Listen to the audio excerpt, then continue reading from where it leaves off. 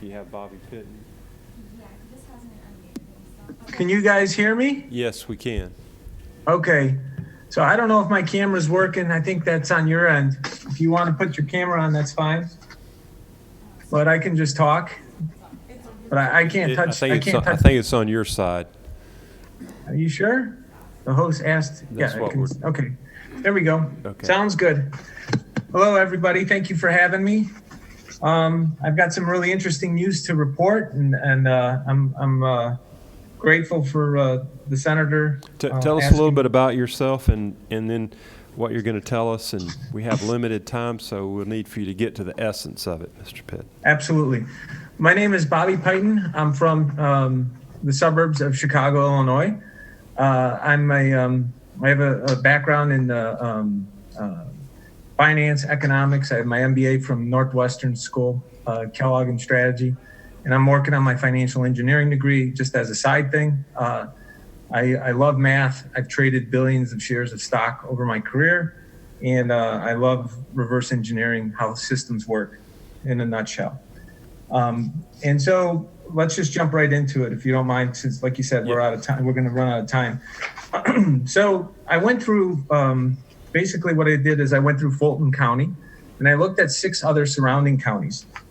So the 6 counties that I looked at, in addition to Fulton, were Cherokee, Clayton, Cobb, Fayette, Forsyth, and Gwinnett.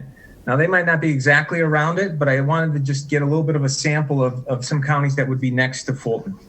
And starting with the Fulton results, I thought it was fascinating that of all the people in Fulton in my data set, there's about 66,636 unique first names. There's 66,636 first names.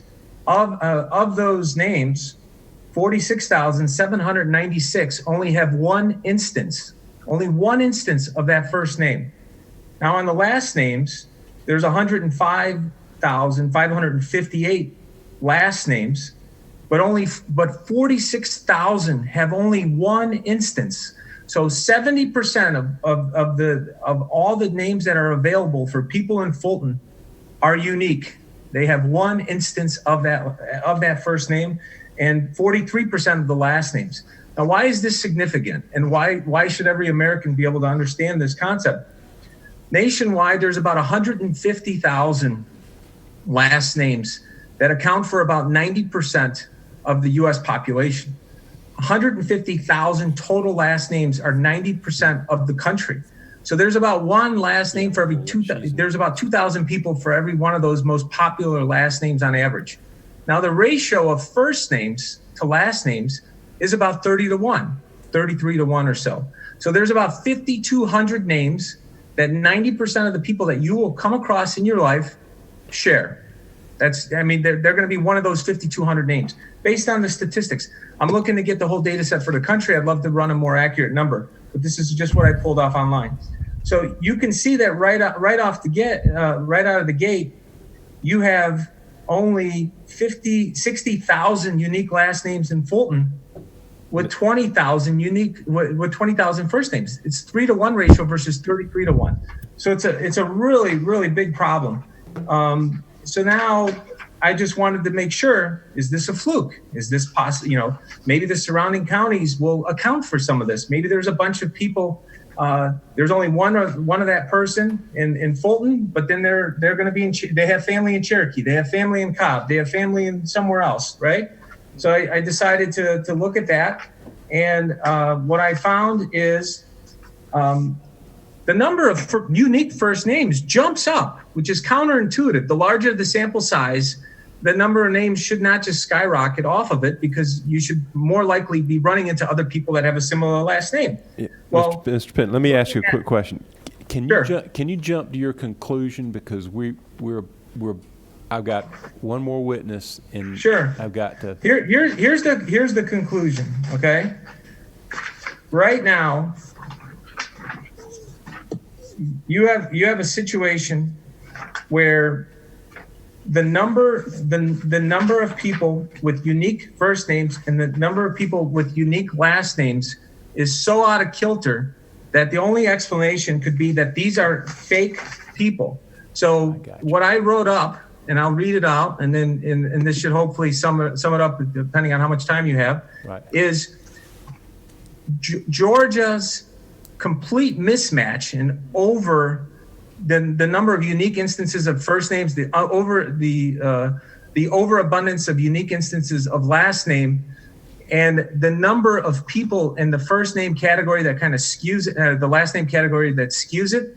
When you compare that to Pennsylvania, it just so happens I did Pennsylvania first, and the results in Georgia are far worse than Pennsylvania. So this is what I wrote. Folks, this is how Georgia and Pennsylvania are intertwined, because a very powerful calculating domestic and or foreign actor ran an optimizer between these two states as though there were two stocks in a portfolio and calculated which voters were disposable. So when I took the top 1,000 names in Pennsylvania, you'll find that there's 440,000 last names. From what's based on what I just said with the national database. I did the same thing with Georgia, and I did this before I got called to do this testimony, by the way. So I already wrote this up about, I think, 6 days ago. With over 2 million people between these two data sets, the differential between how much Georgia is overstating how many people should be in the sample size is offsetting the shortage of people in Pennsylvania.